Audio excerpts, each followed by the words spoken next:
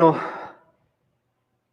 el anhelo y el deseo de Pablo en este último segmento del capítulo 3 es poder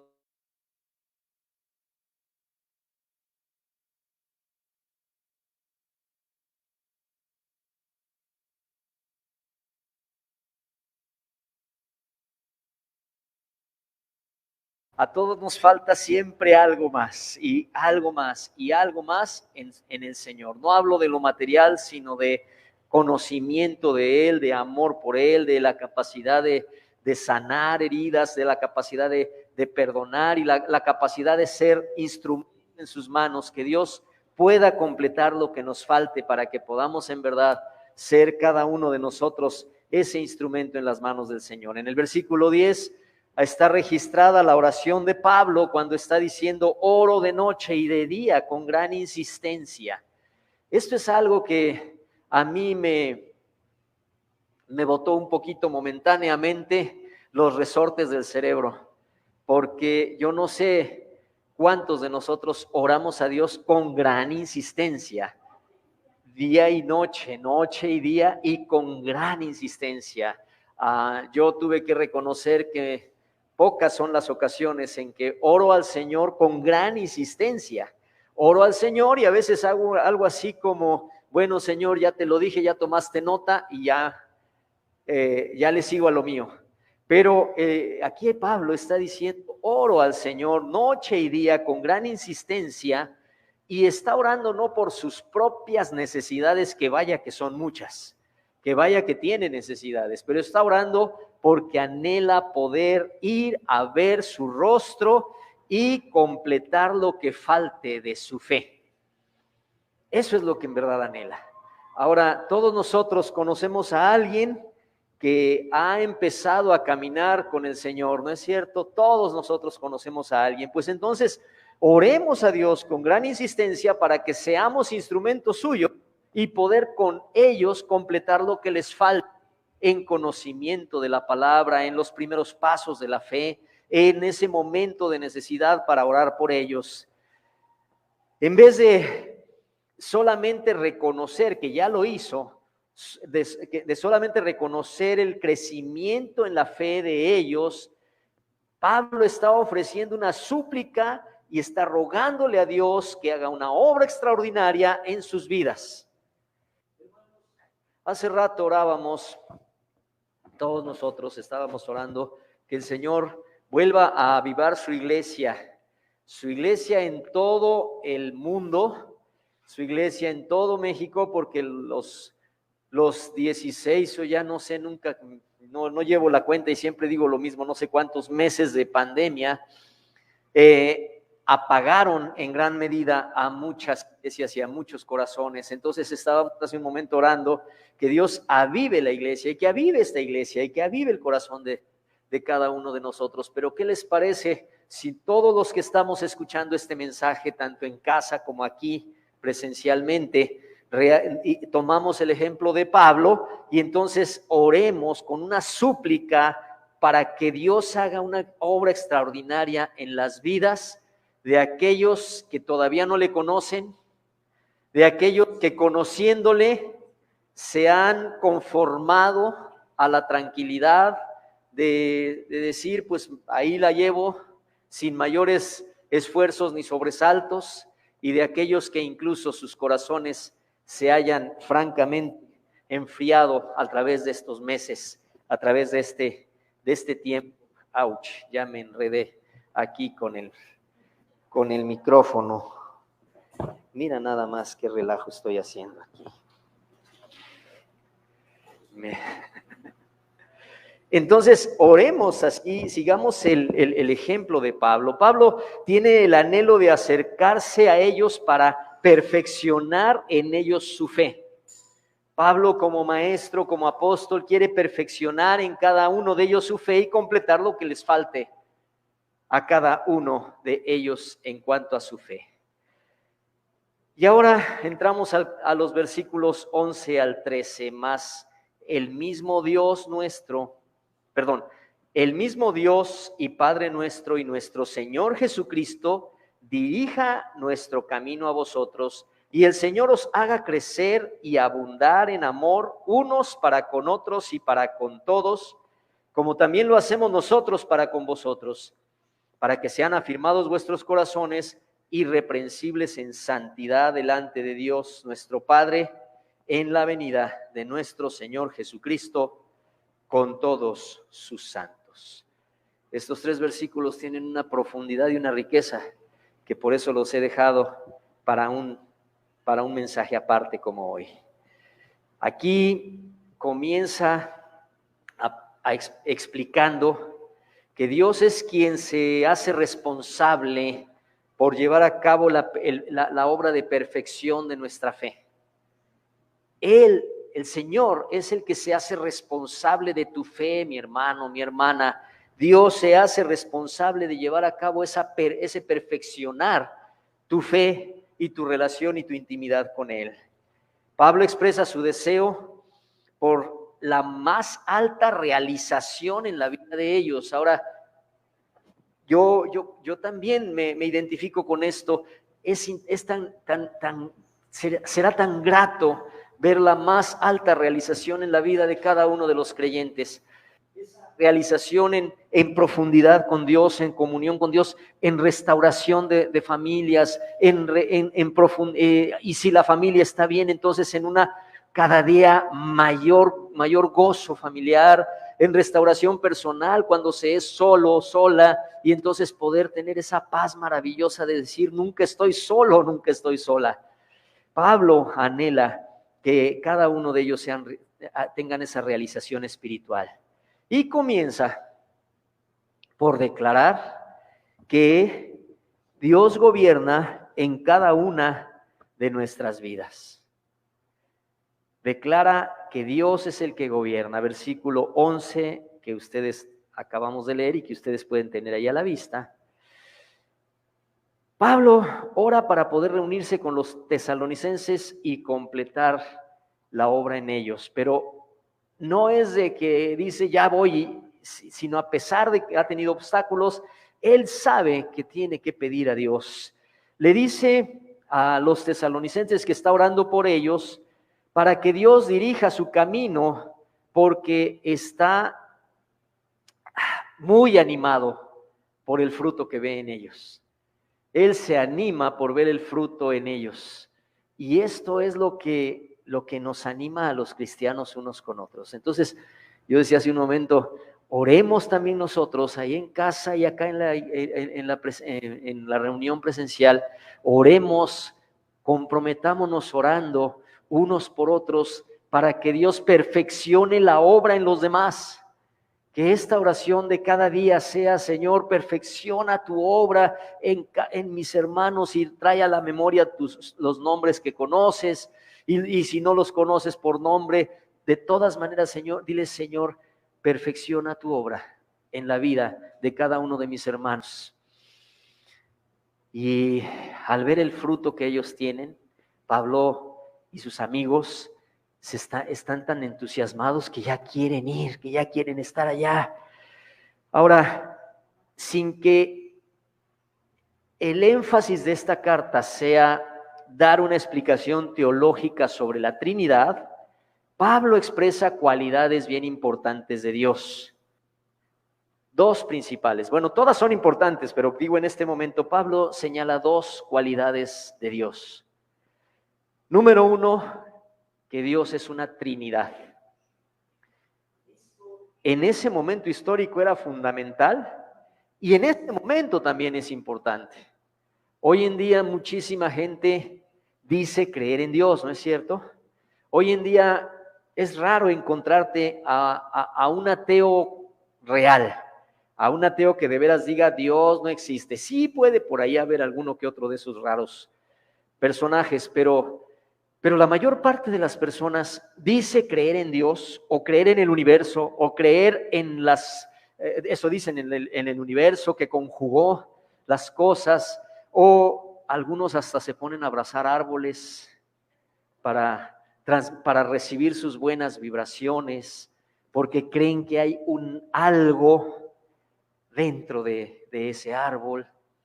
Y yo creo que Ateo, lo que se dice ateo, es difícil encontrar. Alguien que crea que existió alguna vez la nada y que después de esta vida te encuentras con la nada.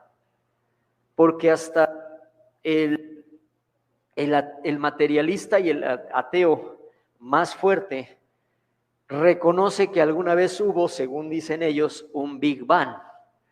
Entonces no existía la nada, algo había que hizo explosión, ¿verdad? Y que en algún momento de los eones de los siglos, esa expansión del universo nuevamente se contraerá, dicen esas teorías, ¿verdad? Bueno, pues Pablo no se anda por las ramas y nos explica y explica a todos que Dios es una Trinidad y que Dios es amoroso. Y el hecho de que Dios es amoroso significa que Dios es un ser, una persona que puede amar. Cuando los que creen que se conjugan en las fuerzas del universo, pues el universo no tiene amor ni podrá amar. Bueno, ¿cómo comienza declarando la Trinidad? Aquí de una manera sutil la puedes identificar. Versículo 11 y 12. Fíjate cómo dice: mas el mismo Dios y Padre nuestro y nuestro Señor Jesucristo dirija nuestro camino hacia vosotros. Y el Señor os haga crecer y abundar en amor unos para con otros y para con todos, como también lo hacemos nosotros para con vosotros. Ay, parecía otra trabalenguas. Jesucristo es uno con el Padre. Fíjense que a pesar de que aquí menciona como aparte a Dios y Padre nuestro, el mismo Dios y Padre nuestro y nuestro Señor Jesucristo, está mencionando dos seres. Sin embargo, lo que sigue son verbos en singular. Ese pequeño detalle es fundamental, es importante, porque a pesar de que está mencionando a Dios el Padre y al Señor Jesucristo, dirija nuestro camino y nos permita y nos haga crecer, y todos los verbos que siguen están en singular, lo cual hace que podamos entender que se está refiriendo a un solo Dios, a un solo ser divino, porque Dios es un ser divino con el que podemos tener un contacto personal, una relación de amor, una relación directa. Dios no es un Dios severo, hostil, lejano, un Dios al que haya necesidad de hacer algunos mantras y meditaciones para ver si algún día nuestro espíritu se desprende y se une con Él. Dios no es un Dios que necesite que otras personas o seres celestiales intercedan delante de Él por nosotros. Dios no es así. Dios mantiene contacto con nosotros. Él no es severo, no es hostil, que se mantenga a la distancia, sino que es un Dios amoroso que tiene trato con su creación, que tiene trato con cada uno de nosotros. Es por eso que nosotros no solo podemos, sino que debemos acercarnos a Dios en oración para poder reconocer que Él tiene control sobre cada asunto. Pablo quiere ir a ver a sus amigos en Tesalónica, y antes que correr a comprar el boleto de avión o llamar al Uber, lo que hace es pedirle a Dios que le conceda ir. Tenemos que reconocer y acercarnos a Dios para reconocer su control sobre cada asunto. Porque aunque si bien es cierto que Dios gobierna todo el universo material y también todo el reino celestial, aún así no está tan ocupado como para no poder ponerte atención cuando tú elevas tu oración a Él. El Señor siempre dice: He aquí mi oído está atento a la oración en este lugar y mis ojos están abiertos a la oración en este lugar. Así que no hay nada demasiado pequeño que no podamos llevar delante de Dios en oración. Creo que a veces algunos, digamos, iba a decir pecamos de modestos, es una frase dicha, pero a veces algunos tenemos quizás la idea de que necesitamos ir a Dios cuando la situación está tan grande que no podemos con ella, pero a veces pensamos como no molestarlo con algo tan simple y tan pequeño. Pero sabes que nunca hay nada demasiado pequeño como para que no podamos llevarlo a Dios en oración. Aún esa decisión acerca de si debes o no aceptar un cambio de determinada situación en tu trabajo o en tu negocio o en tu vida o cualquier cosa, por grande o pequeña, es importante traerla a Dios en oración y de esa manera Pablo está reconociendo la soberanía de Dios en todas las cosas que nosotros tenemos que en nuestra vida. Después, como dije, vemos que Dios se responsabiliza por hacer madurar nuestra vida espiritual. Dios se hace responsable de ti, como un buen padre que es. Ustedes padres de familia, ¿no se responsabilizan por la salud de sus hijos? ¿No se responsabilizan por la educación de sus hijos? ¿Por la buena alimentación de sus hijos? ¿No ustedes padres se responsabilizan por la tranquilidad de sus hijos? Vaya, hasta por la diversión de sus hijos. ¿No es cierto? Y Jesús decía, pues si ustedes, siendo malos, saben hacer eso, ¿cuánto más lo hará nuestro Padre Celestial por cada uno de sus hijos? Dios se responsabiliza por nosotros. Se responsabiliza para que podamos completar, y lo hace para completar lo que falta a los cristianos. Y nosotros debemos crecer y abundar en amor. Los de Tesalónica no eran una iglesia que les faltara amor, ¿verdad? ¿Lo recuerdan? Si a alguno ya se le olvidó, vea el capítulo 1, versículo 3. Dice, acordándonos sin cesar delante de Dios y Padre nuestro, de la obra de vuestra fe, del trabajo de vuestro amor y de la constancia en la esperanza de nuestro Señor Jesucristo. Desde el principio, al saludarlos, Pablo reconoce que era una iglesia a la que no le faltaba amor. No le faltaba amor y sin embargo en el versículo 12 dice, y el Señor los haga crecer y abundar ¿en qué? En amor. No era una iglesia que le faltara, pero crecer y abundar en amor. ¿Por qué? Porque aún tenían la capacidad de crecer en amor, es decir, de amarse todavía más. A algunos de ustedes los conozco bastante bien de manera personal, a otros menos, a unos los conozco más que a otros, pero una cosa sé, y sé que cada uno de ustedes son personas amorosas. Yo lo sé, ustedes son personas amorosas, pero de la misma manera también a nosotros Dios nos dice que aunque eres una persona amorosa, es importante que crezcamos, podemos crecer más en amor. Crecer más en amor nuestras familias. ¿Será que ya las amamos lo suficiente o todavía podríamos amarles más? Debemos crecer más en ese amor entre los esposos. Hay que crecer más en amor. Rompamos el paradigma del mundo. El mundo dice que conforme pasan los años el amor se va enfriando y apagando. El modelo de Dios es que conforme más pase el tiempo, más podemos amar. Es justo al revés. El reino de Dios es completamente al revés del reino de la tierra, de los reinos naturales.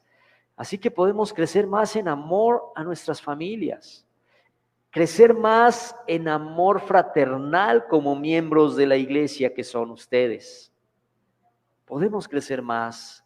Esta iglesia hace algunos años y por muchos años, las personas decían, esta iglesia me gusta porque aquí hay amor. A lo mejor no había muchas cosas, a lo mejor no había muchas actividades, pero personas decían, en esta iglesia hay amor. ¿Lo recuerdas, Jesús? ¿Lo recuerdas, Mari? ¿Cuántos lo recuerdan? Pues podemos crecer más en amor fraternal, como parte que eres de la familia, y también en amor al prójimo, especialmente al prójimo que no es creyente, para que pueda venir al conocimiento de Cristo. Y dice Pablo, como también lo hacemos nosotros para con ustedes. Y aquí otra vez nos encontramos con esa, ¿qué diré? Osadía, con esa, pues sí, osadía, se me ocurre esa palabra ahorita, de Pablo poniéndose a él mismo como ejemplo. ¿Cuántas veces nosotros podemos decirle a otras personas, lleva tu vida cristiana de la manera como yo la llevo? ¿Cuántos podemos decirlo? Y creo que todos debiéramos poder decirlo. Pablo dice, sean imitadores de mí. Y entonces nosotros también debiéramos, sin ponernos en una postura farisaica, porque eso es justo lo contrario. Algunos tienen la actitud farisaica, y no digo aquí, no digo ustedes, pero hay quienes tienen actitud farisaica de decir, mira qué pecador eres, deberías ser como yo. Y no necesitan incluso decirlo con la forma como escanean de arriba abajo a alguien. Con eso están diciendo, mira lo santo que soy, mira lo santa que soy. Esa es una actitud terriblemente farisaica, hipócrita. Pero en cambio, Pablo dice que Dios los haga abundar en amor unos con otros y con todos, como bien lo hacemos nosotros con ustedes. Que nosotros también podamos decirle a otras personas más jóvenes en la fe o en la vida, podamos decirle, ama a los demás como yo los amo. Ama incluso al que no me cae bien o no te cae bien, como yo amo al que no me cae bien. Porque podemos tener personas que no nos caen bien, ¿verdad? Pero entre que no nos caigan bien y que las odiemos con odio jarocho, como decía aquel antiguo personaje, hay una diferencia abismal. El Señor nos decía, bueno, si tú amas a tu mamá, a tu hijo, a tu hermano, pues qué bonito, sí, está padre, bravo, bravo, decía Jesús. Pero eso hacen hasta los malvados, ¿verdad? Decía Jesús. Los paganos, los que no conocen, eso también hacen y lo sabemos, ¿verdad? El Señor decía, si ustedes aman así, ¿qué hacen de más? En cambio les digo, ama incluso a tu enemigo. Ama incluso a tu enemigo. Ora por él. No estés buscando la oportunidad de ver cómo te la paga. Que verdaderamente Dios nos permita a cada uno de nosotros decirle a las personas más jóvenes, ya sea jóvenes en la fe o jóvenes en la vida, ama a otras personas como yo las amo. Ama a Jesucristo como yo lo amo. Sirve al Señor como yo lo sirvo. Y después dice Pablo que su anhelo es ir para completar lo que faltaba en los corazones. Para completar lo que falta en nuestros corazones deben ser afirmados, dice ahí en el 13, para que sean afirmados sus corazones. ¿Cómo se afirma el corazón?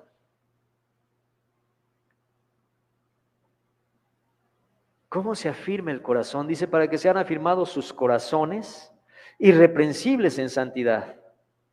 ¿Cómo se afirma? Bueno, yo tengo aquí una vaga idea, pero creo que se afirma el corazón con alguno de estos 5 elementos. Número 1, confiando siempre en Dios. El Salmo 112, versículo 7 dice que el que confía en Dios, el que confía en Jehová, dice, no tendrá temor de malas noticias. Su corazón firme confiando en Jehová. Entonces, ¿cómo se afirma el corazón? Confiando en Jehová. Porque cuando confías en Jehová no tendrás temor de malas noticias. Ahora, esto a veces puede hacer como cierto cortocircuito en nuestra realidad, porque ciertamente a veces tenemos malas noticias, ¿no es cierto? Entonces, ¿cómo entender Salmo 112, versículo 7, que el que confía en Jehová no tendrá temor de malas noticias, sino que su corazón está firme en Jehová? Bueno, es que yo creo que recibir una mala noticia cuando estás firme en Jehová, cuando estás firme en el Señor, que te sacude, por supuesto que te duele o te preocupa, pero te da la firmeza de que estás en sus manos. Y no al revés, como algunos que no confían, que no conocen a Dios y que no confían en Él, entonces en realidad están todo el tiempo pensando que a lo mejor un día van a tener malas noticias. Yo conocí una persona que tenía una temporada de bonanza, le iba bien económicamente, tenía salud, sus hijos estaban muy bien, su trabajo iba viento en popa. Y platicando con esa persona me dice de pronto, caray Luis, me está yendo tan bien que hasta miedo tengo, que de repente me va a ir mal en algo. Le dije, ¿en serio? En serio, dice, no puede ser que me esté yendo tan bien. En algún momento algo me va a pasar. Eso es no confiar en el Señor. Y entonces es tener temor de malas noticias. Porque una cosa es que recibamos una mala noticia y otra cosa es que vivamos anticipando la mala noticia. Que nos adelantemos pensando en la mala noticia. ¿Cuántas personas en estos meses, en este tiempo, han vivido con temor de la mala noticia de que un día se van a enfermar? Y entonces ya ni vida tienen. Ustedes conocieron personas así, seguramente, ¿no? Encerrados a piedra y lodo. Ni vida tienen. ¿Por qué? Porque me voy a enfermar, o se va a enfermar mi mamá, o se va a enfermar. Entonces es vivir con temor de malas noticias. El corazón se afirma cuando no tenemos temor de malas noticias, porque nuestro corazón está firme en Jehová. Y si llega una mala noticia, estaremos como el náufrago que les platiqué hace 8 días, sostenidos de la roca, aunque estemos temblando, pero la temblar, porque no se mueve. Número 2, ¿cómo se afirma el corazón? Comprendiendo qué es y tomando la armadura de Dios, que dice Efesios 6:13. Ahí dice en Efesios 6:13, por tanto, tomad toda la armadura de Dios para que podáis resistir en el día malo y habiendo acabado todo, estar ¿qué? Firmes. Fíjense otra vez, firmes. Habiendo acabado todo, estar firmes. Tomar toda la armadura de Dios para que podáis resistir en el día malo y habiendo acabado todo, estar firmes. Ahora, aquí quiero aclarar algo que algunos cristianos de repente han fantaseado quizás, espiritualizado al grado de fantasear, porque hay algunos que han convertido en un rezo lo que debiera ser el tomar la armadura de Dios. Entonces, me decía alguien una vez, yo en la mañana mi primera oración es en el nombre de Jesús tomo la armadura de Dios y me pongo la armadura de Dios. Eso como si fuera una palabra mágica. Yo les invito a que vean en Efesios 6 cómo es la armadura de Dios, no ahorita, pero se los dejo de tarea. Y tomar la armadura de Dios es vivir el Evangelio. en sus diferentes facetas. Creerlo y vivirlo. No es asunto de nada más decir como rezo me pongo el yelmo y ahora los zapatos y ahora el cinturón y ahora el peto. Es vivir el evangelio. Vean en casa, cuando ustedes lleguen a casa o ustedes cuando esta transmisión termine, vean lo que es la armadura ahí en Efesios 6, que nos da la fortaleza para resistir las acechanzas del diablo, porque no tenemos pleito contra carne y sangre, sino contra principados y potestades y huestes espirituales de maldad en las regiones celestes. Por tanto, tomen la armadura de Dios. ¿Para qué? Para que podáis resistir en el día malo y habiendo acabado todo, estar firmes. Otra vez la palabra firmeza, Efesios 6:13. ¿Cómo se afirma el corazón?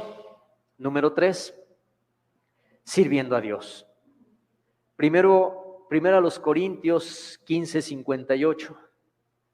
Repito para quienes están anotando, primero a los Corintios 15:58 dice, así que amados míos, hermanos, estad firmes, constantes, creciendo en la obra del Señor siempre, sabiendo que vuestro trabajo en el Señor no es en vano. Otra vez la palabra firmeza, ¿la ubican? Hermanos, estad firmes y constantes. Y luego viene un gerundio. ¿Cómo vamos a estar firmes y constantes? Sirviendo al Señor. Dice, están firmes y constantes, creciendo en la obra del Señor siempre, y sepan que su trabajo en el Señor no es en vano. A veces hay alguna obra que tú haces para el Señor y de momento pareciera que no dio ningún resultado. Pero estar firmes y constantes, sirviendo en la obra del Señor, eso nos da firmeza, eso afirma nuestro corazón. Número 4, primera de Pedro 5, 8 y 9. ¿Cómo se afirma el corazón? Resistiendo al diablo. Resistiéndolo, se afirma. Dice, sed sobrios y velad, porque vuestro adversario el diablo, como león rugiente, anda alrededor buscando a quien devorar, al cual resistid firmes en la fe. Otra vez, firmes en la fe. ¿Cómo? Resistiendo al diablo. El diablo va a tentarnos. Sí, por supuesto. Su chamba es tentarnos. Es más, el día que no haga su chamba de tentarnos, pues deberíamos pensar, ¿y ahora se jubiló o qué le pasó a este? ¿O qué? Ándale, ¿o qué estoy haciendo que le gusta que ya no me tienta, verdad? El diablo, su chamba es tentarnos. Y como dice Kenia, a lo mejor no me tienta porque pues ya estoy en su territorio y en su terreno y está bien contento viendo que ya estoy haciendo lo que él quiere. La chamba del diablo es tentarnos. El diablo anda alrededor buscando a quien devorar.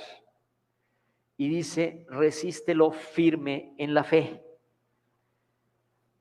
En otra ocasión ampliaré un poco más el tema de cómo caemos en pecado, porque no es nuestro peor enemigo el diablo.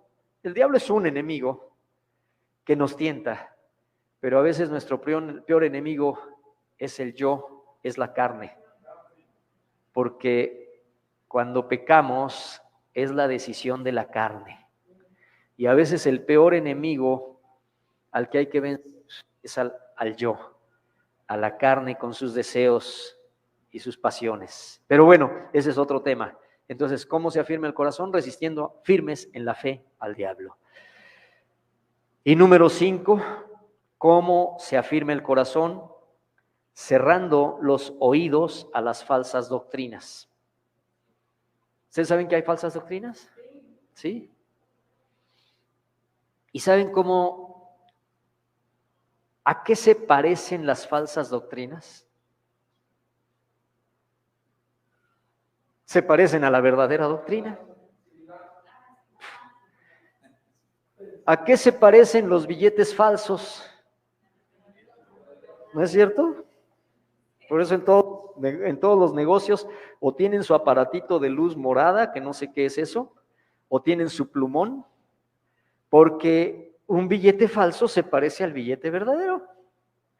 Así que cuando tenemos que cerrar los oídos a las falsas doctrinas, yo no me estoy refiriendo tanto a que cerremos los oídos al budismo, a la nueva era, que cerremos los oídos a las doctrinas de la Santa Muerte o a la santería. Pues no, esas no son falsas doctrinas, esas son completas herejías contra Dios.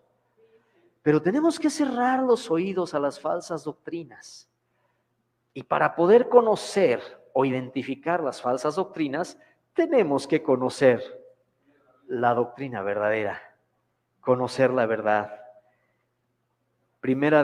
Segunda de Pedro 3:17 dice: así que vosotros, oh amados, sabiendo de antemano, guardaos, no sea que arrastrados por el error de los inicuos, caigáis de vuestra firmeza. Otra vez habla de la firmeza. Dice Pedro, lo voy a decir en español actual: así que ustedes, oh amados, sabiendo de antemano, guárdense, no sea que arrastrados por el error de los inicuos, caigan de su firmeza. Ahora están firmes, entonces cierren los oídos a las falsas doctrinas. Algunas de las sectas falsas han surgido por no cerrar los oídos a esas falsas doctrinas. Que si Jesucristo vino en 1545 y de ahí surgió una secta. Que si Jesucristo vino, pero nadie lo vimos porque vino en forma espiritual, y ahí tenemos otra secta. Tenemos que cerrar los oídos a las falsas doctrinas y conocer de antemano que van a haber, para que no seamos arrastrados y caigamos de nuestra firmeza. Entonces, recapitulando un poco, Pablo ora a Dios pidiéndole ir a ver a los tesalonicenses. Con esto está reconociendo que Dios gobierna en cada uno de los asuntos de nuestra vida. Y aunque en el versículo anterior, en el capítulo 2, dijo en el 18 que había intentado varias veces ir a ver a los tesalonicenses, pero Satanás se lo impidió, no se centra tanto en Satanás, dice, pues me lo está estorbando, pero Dios, déjame ir. Y ora a Dios pidiendo que pueda ir a verlos. Entonces, número 1, recapitulando, que Dios gobierne en cada asunto de nuestras vidas. Jesucristo es uno con el Padre y el Espíritu Santo. Dios es un solo Dios trino, un ser divino que nos ama y con el que nos podemos acercar confiadamente, sin necesidad de intermediarios, y por más que de pronto podamos en un momento dado sentirnos indignos o incapaces, es cuando más podemos acercarnos a Dios, como el hijo pródigo, que cuando regresó a casa, él iba pensando en su rollo y en su discurso, ¿verdad? Diciendo, pues con que me dé chamba ya me conformo porque es un buen patrón mi papá. Y resulta que lo que encontró fue el abrazo del Padre. Que Dios se responsabiliza por nuestra madurez espiritual y nuestro crecimiento, pero nosotros debemos abundar y crecer en amor. Que nuestros corazones deben ser afirmados. Y por último, para completar lo que falta a nuestros corazones, deben nuestros corazones ser irreprensibles en santidad. Versículo 13. Nuestros corazones irreprensibles en santidad delante de Dios, nuestro Padre, en la venida de nuestro Señor Jesucristo. La idea de santidad. La idea de santidad no es tener las manitas así y estar viendo al infinito con la mirada perdida. La idea de santidad es ser apartado de Dios para el mundo, del mundo para Dios. Eso es la santidad. Ser apartado del mundo para Dios es desarrollar ese carácter de saber, porque sabes que eres una hija, que eres un hijo de Dios, y que por lo tanto tú ya no perteneces al sistema de este mundo. Ya no pertenecemos a este sistema. Pertenecemos justo al revés, al mundo al revés, que es el mundo verdadero. La idea detrás de la santidad entonces es que la persona genuinamente creyente se separa lejos del dominio del pecado. No quiere decir que los cristianos ya somos impecables y que no pecamos. No, por supuesto que no. Eso sería una barbaridad decirlo así. Pero el cristiano genuinamente, o el genuinamente creyente, se separa del dominio del pecado, se separa del dominio de su propio ego y se aparta para Dios. Entonces, ¿que vamos a tropezar? Sí, pero hay una gran diferencia entre el que peca y le duele pecar y se arrepiente y se avergüenza de su pecado, y el que se deleita en el pecado. Hay una gran diferencia, abismal. Los hijos de Dios todavía pecamos y seguiremos pecando mientras estemos metidos en este cuerpo.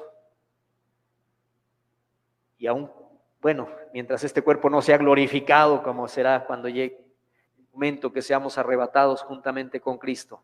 Pero mientras tanto, el cristiano peca, pero el cristiano le duele, se avergüenza y se arrepiente del pecado, no se regodea del pecado. Algunos de nosotros, como éramos antes de conocer a Cristo, no nos regodeábamos del pecado, hasta presumíamos nuestros pecados entre cuates, ¿verdad? No sé, entre mujeres, porque pues, en una de esas, no sé. Pero a mí sí, yo conozco entre cuates, ¿verdad? Cómo nos regodeábamos del pecado y, ay, ¿qué hice anoche y ayer y antier? ¿No? ¿Quién era el más picudo? ¿O quién era el que se podía transar más a otro? ¿No? Y nos regodeábamos y hacíamos un negocio turbio y, no turbio, a lo mejor de tráfico ni nada de eso, pero hacíamos un negocio donde nos llevábamos al baile a alguien y decíamos, ay, me fue re bien en este negocio y, oh, qué buenazo eres. Pero el cristiano se da cuenta que la vida es otra cosa. Y ahora cuando eventualmente cae en pecado, lo primero que hace es caer de rodillas. La persona creyente, en verdad, no se deja dominar ni por el pecado ni por el ego. Y aquí el ego, ojo, lo comento para todas las parejas y todos los matrimonios que estamos hoy aquí o que me oigan a la distancia. Si hacemos un verdadero análisis, dime el tamaño de bronca que tengas en tu matrimonio y yo te voy a decir el tamaño de ego que hay en el corazón. Así de sencillo. Porque luego nos andamos con las ramas y por las ramas y buscándole tres pies al gato por un problema matrimonial, pero es que me hizo, pero es que tú no sabes lo que me hace. Y ya. El problema, en un último análisis, en los problemas matrimoniales, es el ego. Y dime el tamaño de tu problema matrimonial y yo te puedo decir el tamaño del ego de uno de los dos o de ambos.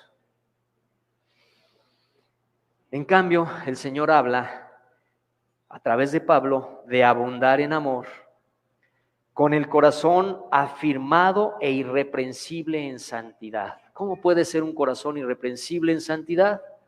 Bueno, como he dicho hace rato, primero que nada, reconociéndonos servidores, hijos y servidores de Dios, apartados para Él, pero además sabiendo que por la sangre de Jesucristo hemos sido justificados. No que no pequemos y que por eso podamos ser irreprensibles, sino que ya no nos gozamos en pecar y además hemos sido cubiertos y lavados por la sangre de Jesucristo y hemos sido justificados por medio de nuestro Señor Jesucristo. Y al ser justificados por Jesucristo, entonces somos irreprensibles en santidad. Por eso en Romanos dice, ¿quién acusará a los hijos de Dios? ¿Quién es el que condenará? Cristo es el que murió y el que también resucitó. Y la palabra dice, justificados pues por la fe, tenemos paz para con Dios. Eso es ser irreprensibles en santidad. Todo eso en el marco de la certeza que tenemos en que nuestro Señor Jesucristo va a regresar por todos los santos y con todos los santos. Versículo 13 al final dice, en Dios Padre, en la venida, vean ahí el final, irreprensibles en santidad delante de Dios nuestro Padre, en la venida de nuestro Señor Jesucristo con todos sus santos. Y como he dicho antes, el que sepamos y vivamos entendiendo que Jesucristo habrá de venir por segunda vez, debiera ser uno de los motivos que nos tenga constantemente anhelando su presencia, anhelando gozarnos en estar con Él, porque sabemos en la seguridad total que nuestro Señor Jesucristo va a regresar con todos sus santos y a la misma vez a todos los que estén aquí en vida nos va a arrebatar. Todos los creyentes habremos que hayan muerto y nosotros que estemos con vida seremos arrebatados para encontrarnos con Él en las nubes cuando Él regrese. Pero de eso nos va a hablar el capítulo 4 a partir de la próxima semana. Aleluya. Oremos. Precioso Señor, gracias por tu bendita palabra. Y gracias, Señor, porque tú te has comprometido, te has responsabilizado por hacer que nuestra vida espiritual madure día con día. Señor, perdónanos cuando conscientes o inconscientes en tantas ocasiones estorbamos tu libre actuar en nosotros. Conscientes o inconscientes, a veces estorbamos tu propósito en nuestras vidas, pero gracias, muchas gracias, precioso Dios, porque tú, de todas maneras, vas a cumplir tu propósito en nosotros. Señor, completa lo que nos falta en nuestros corazones, te lo rogamos, completa lo que nos falta, para que siempre podamos estar afirmados y firmes en ti. En el nombre de Jesús te lo rogamos, Señor. Amén.